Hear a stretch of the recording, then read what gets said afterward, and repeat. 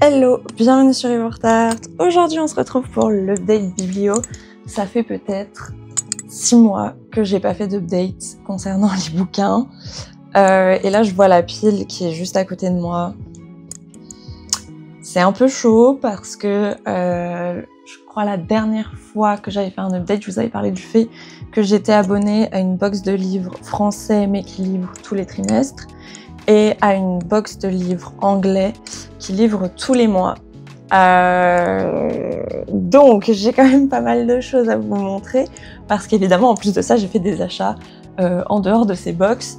Ce qu'on va faire, on va commencer par les livres qui vont toucher à l'histoire de l'art et ensuite on parlera plus de ce qui est littérature. Oui, on va dire ça.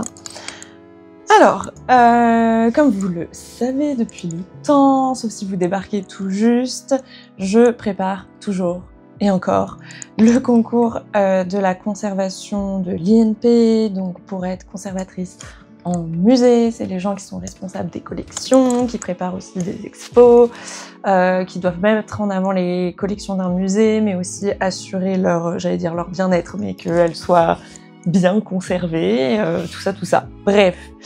Et du coup, pour ces épreuves-là, il y a des commentaires d'œuvres, et je me suis dit, je me connais très bien maintenant, en travaillant, je sais très bien que sur mes jours off, j'ai très souvent la flemme de reprendre le RER, les transports, pour aller jusqu'à la biblio. Du coup, je me suis dit, il faut vraiment que je me fasse un petit cœur de livres, outils et références qui pourront me servir pour réviser tranquillement à la maison.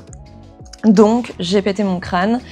Enfin, en vrai, ça va parce que j'en ai trouvé pas mal sur des sites d'occasion, de livres d'occasion, genre Momox, La Bourse aux livres, et un autre site que j'ai découvert pour des livres que j'ai pas encore reçus. Mais bon, ça c'est autre chose. J'ai trouvé tous ces livres pour pas cher, ce qui m'arrangeait bien parce que plein pot, ça a commencé à devenir un petit peu plus cher. Donc moi, principalement, pour ma spé, je me concentre... Ouais, je vais vous expliquer mon process un peu. En gros, pour réviser cette épreuve de commentaires d'œuvres, c'est-à-dire qu'on peut tomber sur n'importe quelle œuvre de la fin du 18e jusqu'à nos jours pour ma spé, que ce soit en sculpture, en art décoratif, en photographie, en performance, en installation, en peinture. Je pense que j'ai dit pas mal de choses déjà. Et du coup, ce qu'on nous avait conseillé à l'époque en prépa et que j'ai jamais vraiment fortement fait parce que vraiment trouver du temps pour réviser c'est compliqué, c'est d'apprendre en fait les collections des gros musées de France, notamment le musée d'Orsay et le centre Pompidou, pour avoir un éventail large d'artistes où même s'il y a une œuvre qui tombe, qu'on connaît pas cette œuvre, qu'on arrive à reconnaître l'artiste, ou si cet artiste est inconnu pour nous, qu'on reconnaisse son esthétique, le mouvement, etc., etc. Bref, du coup, je me suis acheté pas mal de catalogues raisonnés qui sont des catalogues qui vont un peu résumer toute la collection d'un musée. C'est une sorte, c'est pas un inventaire, mais c'est une sorte de liste en gros de ce que possède ce musée-là. Et parfois, il y a des explications. Et ce qui peut être intéressant, parce que parfois il y a des explications sur comment la collection s'est formée, quels sont les grands donateurs du musée, ce qui peut avoir une portée un peu importante et tout, point de vue histoire, enfin bon bref, je vais arrêter de déblatérer là-dessus, mais globalement du coup j'ai pris la sculpture au musée d'Orsay. C'est des livres quand même que je devrais un peu actualiser par rapport aux nouvelles acquisitions, ce genre de choses. J'ai aussi pris l'école française en catalogue musée du Louvre, musée d'Orsay, voilà. En vrai, je vais pas vous... Enfin, globalement, ça ressemble à ça, quoi. Waouh. C'est pas hyper fun, mais c'est extrêmement utile. Évidemment, il y a les sites internet aussi pour faire ce genre de choses. Mais j'avoue que moi, je bosse beaucoup en papier et que je préfère ça. Bref. Ensuite, pour...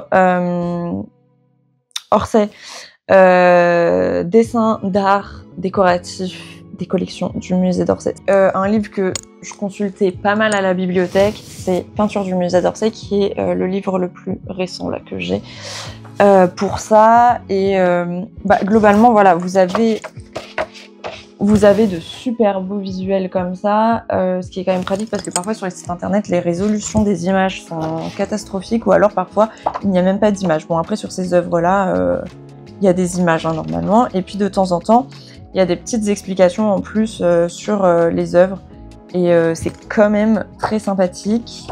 Et en fait, je sais aussi que j'ai quand même une très bonne base directement dans ces livres-là et que j'ai pas besoin d'écumer absolument tout le site du musée d'Orsay pour atterrir sur des œuvres qui vont potentiellement tomber. Je sais pas si ça fait sens pour des personnes qui révisent pas ce concours, mais en tout cas, point de vue méthodologique, moi ça m'aide beaucoup tout ça.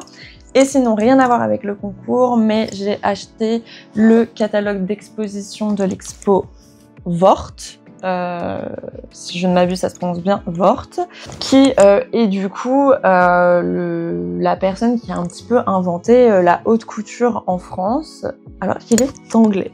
Bref, et c'était une exposition qui a été magnifique et je me suis dit ça serait bête de pas repartir sans le catalogue d'expo. Et donc évidemment vous avez de sublimes visuels des robes qui étaient présentes à l'expo. D'ailleurs certaines ne seront plus jamais présentées parce qu'elles sont dans des états trop avancés pour prendre le risque de les exposer de nouveau. Donc vous avez la partie avec tous les visuels, mais regardez-moi cette cape, mais c'est génial. Et ensuite vous avez beaucoup plus de blabla, de la recherche par rapport à ce sujet, etc. Et évidemment, moi, c'est cette partie qui m'intéresse. Et ce catalogue d'expo, il est top. Je pense que ça reste quand même accessible même à des personnes qui s'y connaissent pas forcément en histoire de l'art, histoire de la mode. Mais vraiment, je suis tellement heureuse d'avoir ce catalogue. Il m'a coûté quand même cher, hein, parce que les catalogues d'expo, c'est pas gratuit. Hein. Un catalogue comme ça, là, ça coûte 45 €. Donc, écoutez, j'ai craqué mon slip. Ça arrive de temps en temps, mais vraiment, il est sublime. Vort, il est quand même très actif, fin 19e, début 20e, donc c'est pile ma période, donc forcément... Forcément, j'allais repartir avec, c'était sûr. Et puis l'expo était vraiment bien. Maintenant, elle est fermée malheureusement. Vous pouvez quand même aller voir la vidéo de Loïc Prigent, qui a fait une superbe vidéo là-dessus. Et en plus, vous avez un peu des coulisses de restauration de robes, ce qui est super intéressant à voir. Donc, je vous conseille, si vous n'avez pas vu l'expo Vort, d'aller au moins voir sa vidéo. Donc, ça sera tout déjà pour l'histoire de l'art. Là, on va passer un peu plus au bouquin. Alors, je vous le dis tout de suite, il y a un certain nombre que je n'ai toujours pas lu parce que même si cet été, là, j'ai eu une grande pause, mais bon, je suis pas partie en vacances, je suis restée ici pour réviser, et que j'aurais pu avoir du temps pour lire, etc. En fait, j'ai remarqué que je lis surtout et énormément dans les transports en commun et qu'une fois que je suis à la maison, je trouve pas le temps, je me crée pas le temps pour me poser et lire, ce qui est très dommage. Là, au moment où je poste la vidéo, je suis sur la route pour partir en vacances, donc je vais pouvoir avancer mes lectures au bord de la piscine, ma foi. Donc ça, c'est cool. Mais voilà, je vous préviens tout de suite. Et du coup, j'ai mis un truc en place pour me forcer à lire, c'est-à-dire que j'ai mis tous les titres des bouquins que je n'ai pas lus sur des petits papiers et je fais tirer au sort mon copain un bout de papier par mois pour que j'ai mon livre à lire dans les transports ou au cours du mois en tout cas. Et donc là en ce moment je lis Anatomy Love Story où on suit Elisabeth qui est dans une famille aristocratique dans un Édimbourg en pleine période victorienne, sauf que elle, son rêve, c'est d'étudier la médecine et notamment la chirurgie, et elle aimerait devenir chirurgienne. Sauf que vous vous en doutez, période victorienne, donc on est au 19e siècle à Édimbourg, les femmes, elles sont pas censées, surtout de l'aristocratie comme ça, elles sont pas censées avoir un boulot, et encore moins ce qui va toucher à la médecine. Donc il y a ça, et en parallèle, on suit aussi Jack, qui est un pilleur de tombes, parce que à l'époque, on a un traité qui limite un petit peu les expériences sur le corps humain, on va dire ça comme ça, c'est très lié à la religion, tout ça, j'ai plus le nom du traité, mais vous aurez compris. Et du coup, il arrive que la faculté de médecine, mais pas que, fasse appel à des pilleurs de tombes pour pouvoir expérimenter sur des cadavres et étudier le corps humain, l'anatomie, etc., etc. Voilà. Évidemment, leurs destins vont se croiser, vous vous en doutez bien, mais pour l'instant, franchement, il est fun à lire. Enfin, fun à lire. Ce que je veux dire, c'est que, en fait, il est très simple à lire. Je pense que si vous voulez reprendre la lecture et commencer par quelque chose de simple, il n'y a pas un vocabulaire ultra riche, mais on est quand même dans un petit contexte historique, il se passe des choses, etc. Franchement, ça peut être pas mal. Les chapitres sont aussi très courts, ce qui a un effet très satisfaisant pour se remotiver à lire, je vous avoue. Et ouais, pour l'instant, j'ai bien aimé. Et du coup, voilà, ça c'est mon livre du mois pour le moment. Et maintenant, je vais vous présenter tout ce qui me reste à lire encore. Et c'est pas encore tout, il y en a encore, mais je vous les ai déjà présentés. Je ne les ai toujours pas lus. Voilà. Alors, on va commencer avec Le mari parfait d'Agatha Christie, qui est pas un livre d'Agatha Christie, mais Agatha Christie est le personnage principal de ce livre, où on est dans les années 30 et elle décide de partir à Bagdad pour aller à Ur, retrouver des amis qui sont en train de faire des fouilles sur un site archéologique. Moi déjà, forcément, ça me parle au vu de ma formation, mais voilà. Et malheureusement, quand elle arrive sur ce site de fouilles, elle retrouve ses amis archéologues et puis elle constate que ça se passe pas hyper bien, qu'il y a pas mal de vols, qu'il y a des lettres anonymes et qu'il y a potentiellement une malédiction qui est en train de sévir. Et forcément, elle va enquêter sur ça et essayer de découvrir ce mystère, de savoir d'où ça vient, que se passe-t-il réellement, etc. Donc voilà, donc je l'avais acheté parce que je trouvais, parce que je suis un gros pigeon, l'édition je la trouvais trop mims. Je crois que c'est aussi eux qui publient les Sleepwater, non c'est pas Sleepwater, Darkwater, c'est pas Darkwater, je vous mettrai en visuel les images, j'ai oublié, j'avais lu le tome 1 de cette saga, mais bon bref. Donc à voir, ma foi, ça m'a l'air fantastique. Et le format aussi, je m'étais dit, dans les transports, fun. Voilà, parce que l'autre problématique, c'est que vous allez voir, j'ai des éditions collector, et ça, obviously, je les prends pas dans les transports, et du coup, ça fait qu'ils traînent sur mes étagères, vu que j'ai du mal à lire à la maison. Et bref, c'est un vrai enfer, mais passons.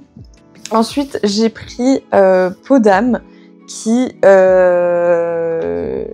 en fait, je suis vraiment un pigeon. En fait, j'ai vu un TikTok d'une créatrice qui est aussi éditrice et qui disait que ça valait le coup, que là, au moins ça valait son prix, que ce soit au niveau de la couverture, jaspage, mise en page, illustration à l'intérieur. Il y a ce ne sont pas des culs de lampe, ce sont des petits en-têtes en début de chapitre. Vous avez un frontispice pour chaque début de chapitre. Voilà, il y a quelques illustrations intégrées dans l'ouvrage.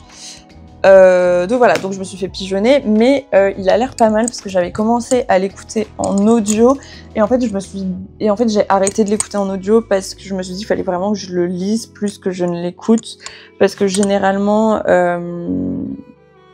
en vrai, maintenant en audio j'écoute plutôt de la romance parce qu'il n'y a pas besoin forcément d'un taux de concentration extrême et que voilà, c'est très pratique quand je fais le ménage et que j'ai envie d'écouter un truc.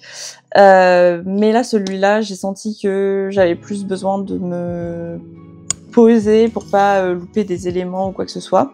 Et donc, c'est une réécriture de Peau d'âne où on retrouve Blanche, qui est donc la princesse du royaume. En vrai, sa vie, elle est pas ouf. Sa mère, elle est décédée. Son père ne se remet jamais de cette mort.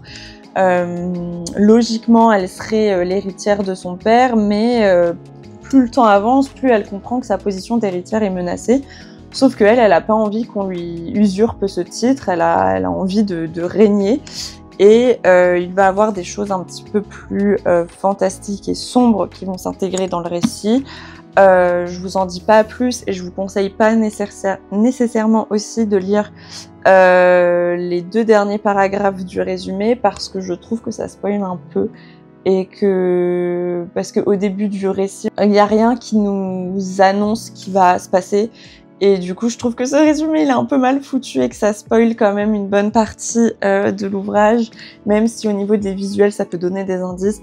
Je vous conseille vraiment de pas lire les 2 derniers paragraphes du résumé. Quoique, juste le dernier paragraphe. Ouais, juste le dernier paragraphe du résumé, vous le lisez pas. Comme ça, vous avez un peu plus de surprise. Mais en tout cas, de ce que j'ai écouté pour le moment, bah forcément, ça m'a plu, vu que j'ai décidé de ne plus l'écouter en audio pour pouvoir me pencher un peu plus là-dessus.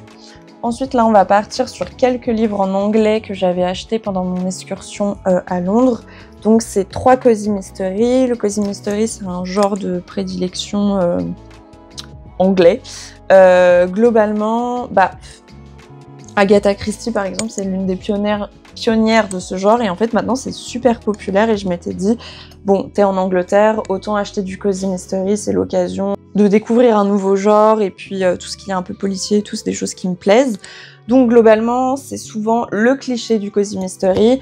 C'est une meuf de Londres qui travaille dans la com, qui est en burn-out, qui décide de partir de Londres et d'ouvrir son café dans un petit village en campagne anglaise, et elle a son petit cottage, un chat, beaucoup de thé chaud et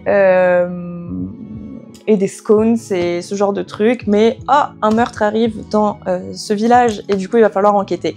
Globalement c'est un peu ça, c'est pas du policier trash angoissant, c'est cozy, c'est pour ça que ça s'appelle comme ça. Donc voilà, et souvent aussi dans le Cozy Mystery, on a des personnages principaux qui sont souvent aussi des femmes plus âgées. Ou des petites mamies, des trucs comme ça qui vont enquêter.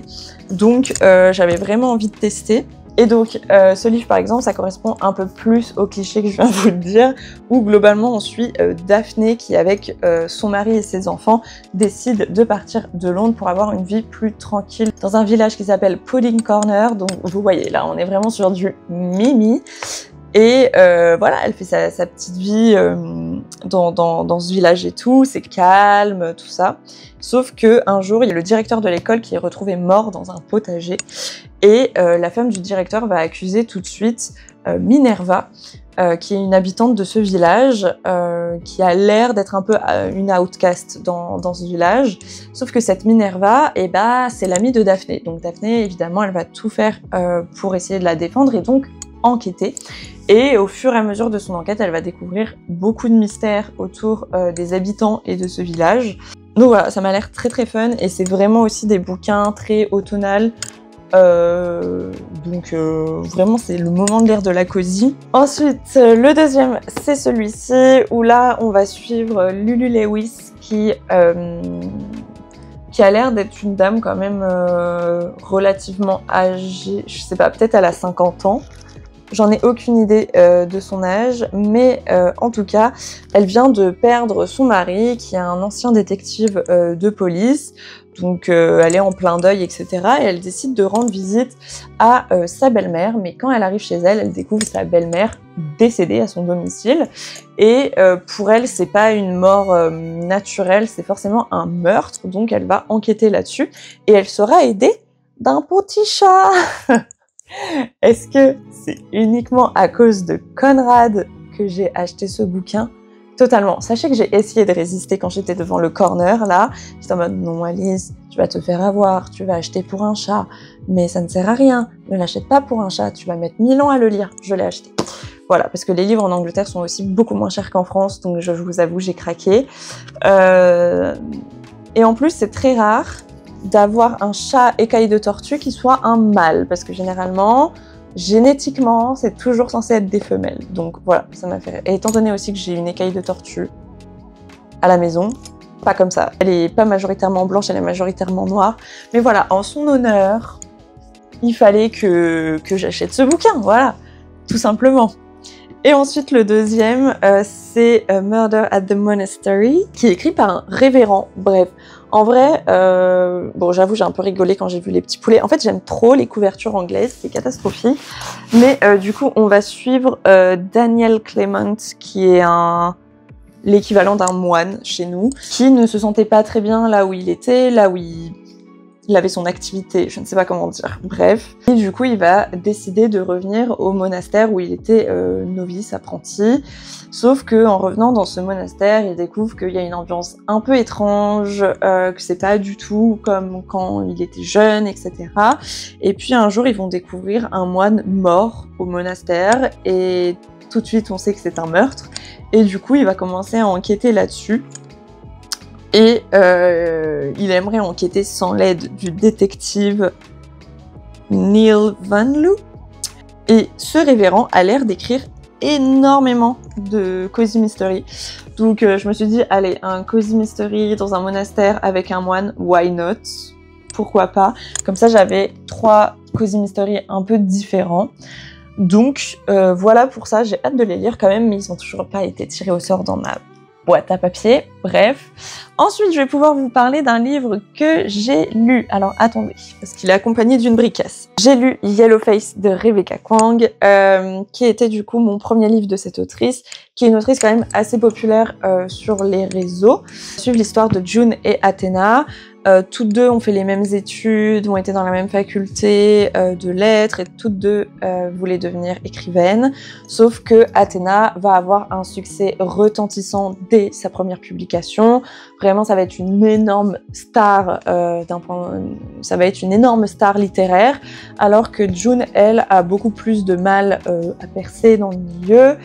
Et il y a un espèce de ressentiment qui va commencer à naître, même si toutes les deux restent amies. Et un jour, Athena va décéder dans certaines circonstances. June était la seule personne présente à ce moment-là et elle va décider de voler les notes et le manuscrit préparatoire d'Athéna et de globalement voler son travail et de publier ce livre à la place d'Athéna. Et à partir de ce moment-là, elle va avoir énormément de succès, mais tout au long du livre, elle est quand même rongée un peu par la culpabilité, mais aussi par le plaisir d'avoir enfin percé dans les sphères littéraires. Donc ça va parler de ça, et aussi ce qui n'est pas anodin, c'est que ça va aussi parler de cancel culture, du fait de prétendre avoir certaines origines ethniques pour se rendre légitime pour parler de certains sujets, ce genre de choses. Et aussi, peu à peu, il y a des menaces qui vont éclater auprès de June parce que quelqu'un la harcèle en lui disant qu'il connaît son secret, qu'il sait qu'il a volé le manuel d'Athéna, les notes d'Athéna, etc. Donc, c'est un livre qui, comme on est dans la tête de June, c'est vrai que ça peut être un peu pesant d'être dans sa tête. Il y a des moments où elle est insupportable et il y a des moments où on est juste en mode mais madame, pourquoi t'as fait ça? Mais bon, donc oui, ça peut être un petit peu anxiogène, je dirais. Moi, j'ai quand même bien aimé, même si peut-être qu'avec le recul, la fin est un peu rushée. Il y a une confrontation que j'ai trouvée un peu rushée, mais il n'empêche que vraiment ce livre, je l'ai lu quand même très vite et j'avais du mal à m'en détacher, donc franchement je vous le conseille si vous ne l'avez pas lu. Et du coup j'ai été tellement hypée par Rebecca Kuang que je me suis dit bon, habituellement elle fait plutôt de la fantasy, donc c'est un genre en plus qui m'est un peu plus prédestiné que de la fiction contemporaine. Je suppose qu'on appelle ça comme ça. Donc je me suis chauffée et j'ai acheté Babel. J'avais commencé à le lire avant les vacances dans les transports, mais je vous avoue que en fait, emporter cette bricasse dans le RER, c'est pas la meilleure idée que j'ai eue, mais pour l'instant, de ce que j'en ai lu, franchement, j'aime beaucoup. Je sens que le rythme est plus lent. Donc j'ai peur juste un moment de pas réussir à tenir le rythme, mais il faut que je le continue. Voilà, je pense que je le prendrai avec moi pendant les vacances où j'aurai un peu plus le temps de bouquiner la bricasse. Et globalement, de quoi ça parle? On est au 19e siècle et on suit un jeune orphelin qui vivait dans le Canton en Chine. Et en fait, il va être recueilli par un professeur anglais qui va l'amener en Angleterre pour lui faire faire des études à Oxford, et du coup pour lui faire faire des études de traduction, des études linguistiques, ce genre de choses. Sauf qu'on comprend quand même très vite que ces enfants, parce que ce n'est pas le seul, que ces enfants qui sont éduqués pour être un petit peu des bêtes savantes, sont là pour servir l'Empire britannique, donc ça va parler évidemment de colonialisme, ce genre de choses, et vraiment pour l'instant j'aime beaucoup, très intéressant, et il y a une magie liée à l'écriture aussi dans cet ouvrage, que je trouve pas mal pour le moment, mais vraiment j'en suis qu'au début quoi, donc je vous dirai mon avis plus tard, mais ouais, grosse bricasse, mais qui a eu aussi pas mal de succès sur les réseaux en tout cas, de ce que j'ai vu. Donc voilà pour Babel. Donc là on va partir sur les ouvrages qui sont qui viennent de Box. Donc on a d'abord l'héritage des Birnagam, qui était du coup dans la box bibliocoffre. Je trouve quand même qu'ils se sont améliorés sur les visuels des ouvrages et tout. C'est quand même un peu mieux que ce que j'avais pu dire les dernières fois. Donc là, on va se retrouver dans une ambiance de Londres 19e. Vraiment, je pense qu'on est dans l'époque victorienne. Je ne l'ai pas lu, et bien évidemment, comme d'habitude. Et on se retrouve avec le personnage d'Elisabeth, qui est une duchesse très charmante, assez séductrice, qui arrive un peu à plier les gens sous sa volonté, on va dire ça, et sous ses airs de jeune femme innocente. En fait, elle fait partie d'une lignée de mages, et dans cet univers, il y a plusieurs espèces, donc mages, elfes, démons, est-ce qu'il y a autre chose? Ombres, voilà. Aucune de ces espèces ne s'entend, et donc elle cache un peu ce secret-là, mais il y a un jour où il y a un démon assez mystérieux qui va faire son apparition, et je vous avoue que je pense que comme on est dans un contexte victorien, il y aura une quête de liberté de la part d'Elisabeth, mais je vous avoue que pour les enjeux, j'en sais pas plus que ça. Voilà, donc si ça vous intéresse, ma foi. Et ensuite, le deuxième de Bibliocoffre, c'est Contrer les brumes, qui se présente comme ceci. Je me suis désabonnée, by the way, de Bibliocoffre, donc il n'y aura plus de bouquins là-dessus. Voilà. Alors, là, on va suivre... Alors, oui, on est dans un monde où il y a une brume. Déjà, je trouve que c'est un peu déjà vu, mais il y a une brume qui sévit dans ce pays. Dans cette brume, il y a beaucoup de chimères, il y a beaucoup de dangers, etc. Cette brume s'appelle l'amertume, et cette amertume ne fait que grandir dans ce monde, ce qui menace du coup les humains. Et on va suivre Clairvy, qui est une domestique auprès d'un alchimiste. Normalement, on est de son point de vue, et à ce moment-là, dans le livre, on va aussi découvrir une créature mi-chimère, mi-humain, qui va faire poser beaucoup de questions par rapport à la brume, par rapport au fait que c'est possible d'avoir un être hybride entre humain et chimère, etc., etc. Donc, je ne sais pas trop vers où ça va nous mener, mais à voir. Et ensuite, on va passer sur les éditions Fairyloot. C'est pareil, j'en ai lu aucune, j'en suis désolée. Mais vraiment, je vais essayer de remédier à ça. Alors là, je me souviens plus de tous les résumés. On va commencer par celui esthétiquement et le plus à mon goût. Vraiment très gothique, etc. Il me semble qu'il y a une romance saphique dedans. Il me semble, mais peut-être que je me trompe. Ah oui, parce que du coup, il y a deux temporalités. Donc, il y a très longtemps, nous avons une femme qui s'appelait Favre, qui va sacrifier ses ailes pour l'amour, et elle les a données à Tana. Alors, Tana, pas T-A-N-A, avec un H, s'il vous plaît, qui est une jeune déesse qui, malheureusement, a sacrifié l'amour de Favre pour gagner plus de pouvoir. Évidemment, Favre, elle est dévastée, elle s'est jamais remise de la perte de ses ailes, et le choix qu'a fait Tana va l'amener, évidemment, à sombrer dans les ténèbres et la destruction. Et dans le temps présent, on va suivre Layla, qui est une princesse de la nation des vampires, qui doit voyager à Nekros, qui est une île de la mort, et sa meilleure amie va être capturée pendant une attaque. Sauf que en voulant sauver sa meilleure amie, plus elle s'approche du but, plus elle risque aussi de réveiller un ancien démon qui va détruire tout ce qu'elle aime, quoi. Voilà, donc vous voyez un petit peu le lien du passé-présent. Et vraiment, l'esthétique du bouquin est sublimissime. Franchement, j'aime beaucoup. Ah, ça, moi, j'adore. Je sais même pas si vous voyez bien. Je ne sais pas suffisamment comment je suis cadrée. Voilà. Ensuite, vous avez des Glittering Age.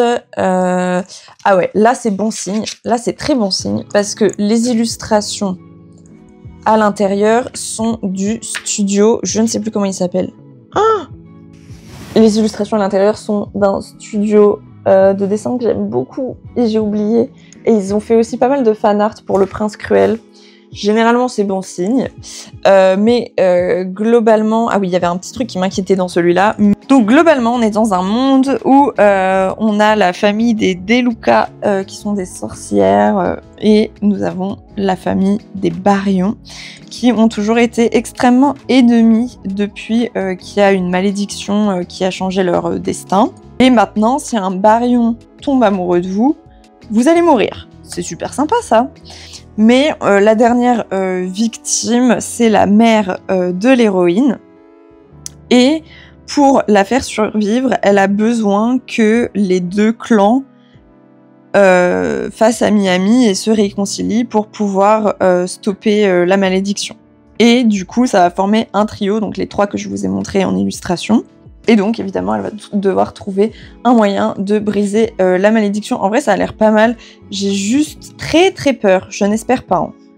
Mais j'ai juste très très peur d'un triangle amoureux. Je vous le dis, j'ai très peur de ça. J'espère qu'il n'y en aura pas. Voilà.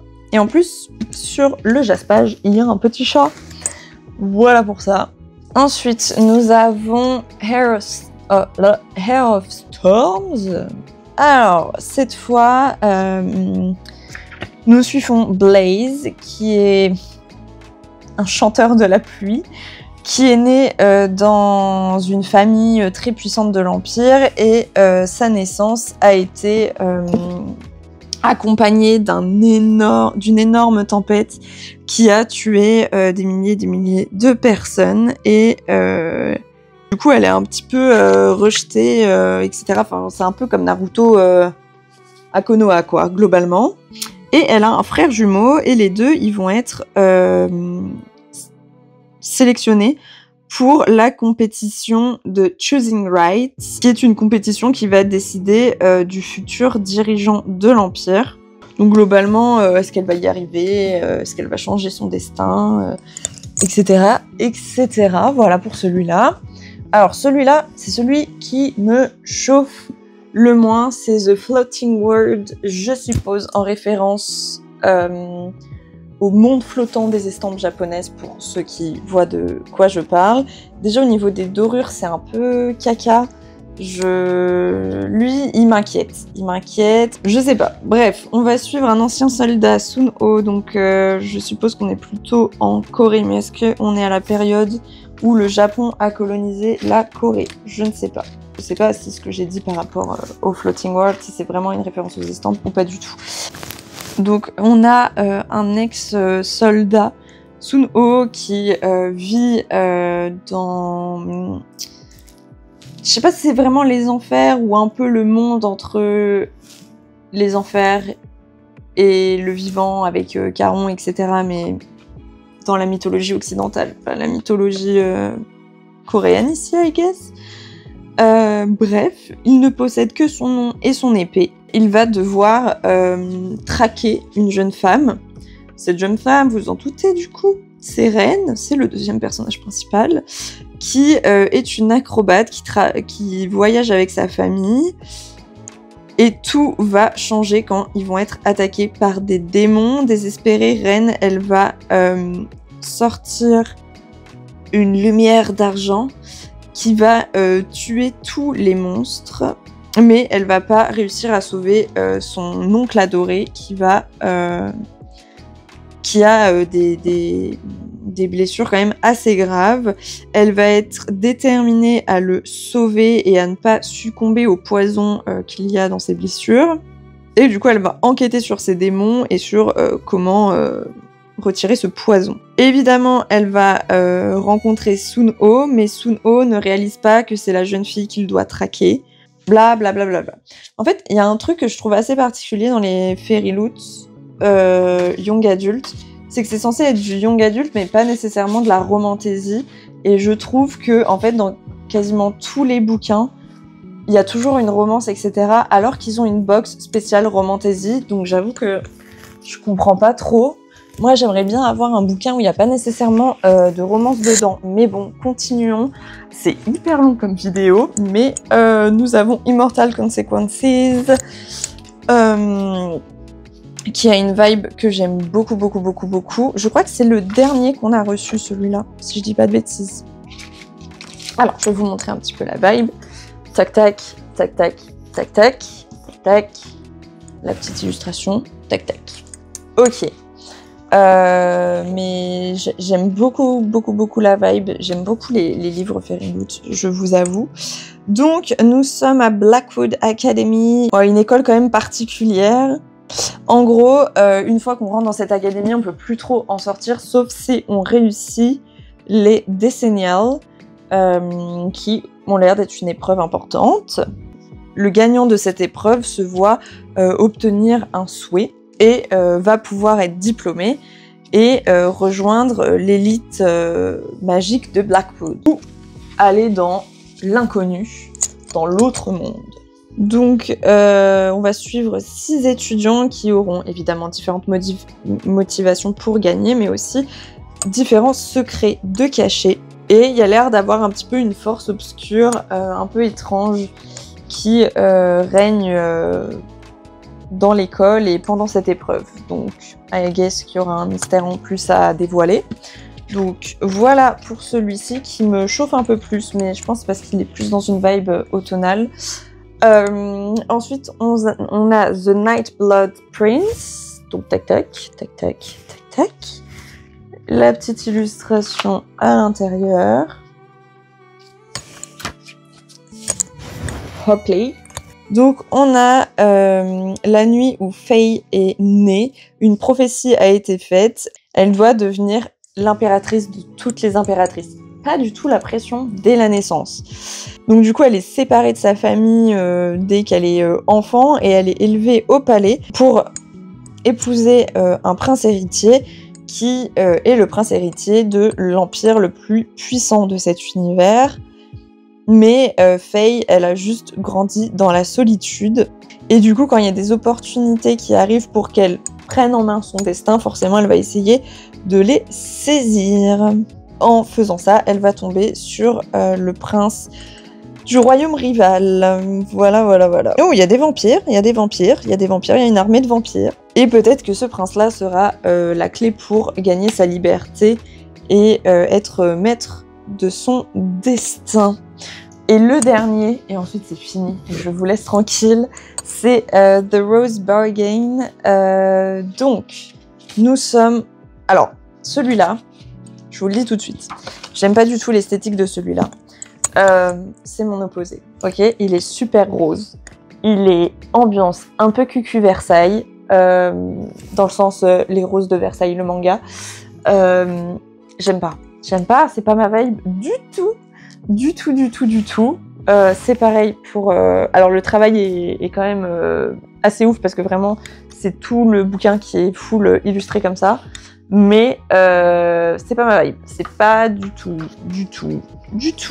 ma vibe. Mais ce qui est ma vibe, c'est que nous sommes en Angleterre en 1848.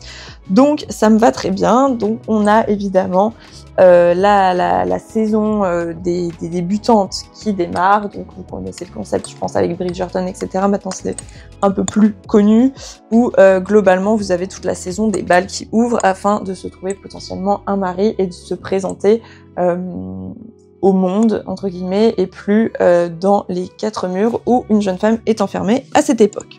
Bref, donc la saison vient de commencer, mais ici, dans ces saisons-là, les jeunes femmes, elles font des paris, on va dire, avec la reine immortelle, la reine Morion, pour obtenir des qualités qui vont leur permettre de pouvoir choper un futur mari, quoi.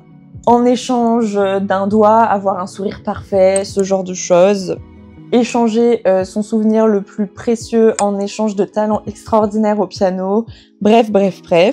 Mais on va avoir Lady Ivy Benton qui va utiliser son marché, son offre, je sais plus le mot français, pour découvrir la vérité sur ce qui est arrivé à sa sœur qui s'appelait Lydia, qui a disparu pendant un temps et réapparu mystérieusement, et ce qui a un petit peu déclassé sa famille parce que forcément il y a toutes les rumeurs dans la haute société, etc. où ils se sont dit bizarre, ils sont bizarres dans cette famille, il se passe des choses étranges. Ça a un peu dégradé la réputation de la famille. Sauf que cette année-là, ça va pas se passer comme les autres années, puisque la reine va décider de proposer en mariage son fils. Et du coup, là, elle, ce qu'elle voit comme opportunité, c'est d'essayer de réussir à se marier avec ce prince pour redorer le blason de sa famille. Et aussi, ils sont dans une période un peu compliquée financièrement, et donc les sauver de la ruine. Et donc, comme il y a une compétition entre toutes les prétendantes pour essayer d'épouser le prince, vous vous en doutez, ça va pas hyper bien se passer. Donc j'ai un petit peu peur de ce bouquin, j'ai un peu peur que ça soit un peu cliché, à voir, mais ouais, j'ai un peu peur que ce soit pas full ma vibe, mais au moins, on est en Angleterre au 19e, c'est déjà ça. Et ça sera tout pour cette update. Il y a eu beaucoup de choses, il y a eu beaucoup de choses. J'espère peut-être que vous avez vu des livres qui vous intéressent. J'espère ne pas vous avoir fait succomber dans de futurs achats impulsifs. Mais écoutez, moi je suis de tout cœur ravie avec vous. Je pense être une énorme pigeonne en ce qui concerne les bouquins. Donc voilà pour cette vidéo. Et nous, on se retrouve normalement mercredi prochain. Il y a une petite annonce sur la chaîne, donc je vous conseille de regarder. Et on se retrouvera normalement aussi le dimanche. Mais ça, on verra. Parce que comme je pars en vacances, je sais pas si j'aurai le temps. Mais je vous préviendrai de toute façon sur Instagram comme d'habitude. Donc c'est tout pour aujourd'hui. Salut!